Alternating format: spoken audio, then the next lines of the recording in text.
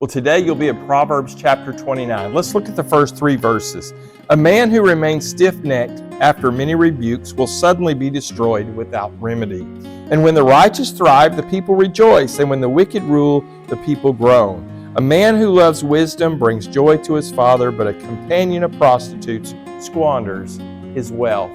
As I read this proverb, the first thing that I thought of was the parable Jesus tells that we often call the prodigal son. The prodigal son is a familiar story to Christians and non-Christians, but as I read this, I saw 2 things that kind of got to me.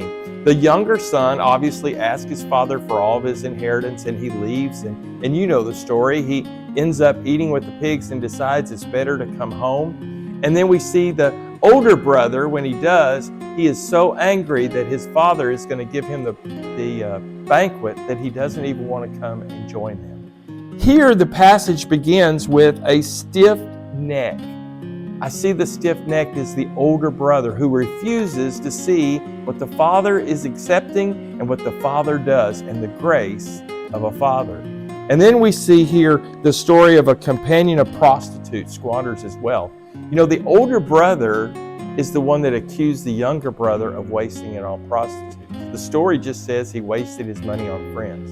But as we read this proverb and we can take from it, I want you to think about the prodigal son, and I want you to think about, are you being stiff-necked about something? Maybe you refuse to apologize, maybe you refuse to do what God's called you to. But as you read this proverb and as you pray today, ask God to reveal those things that we're being stiff-necked about that we should. We'll see you tomorrow.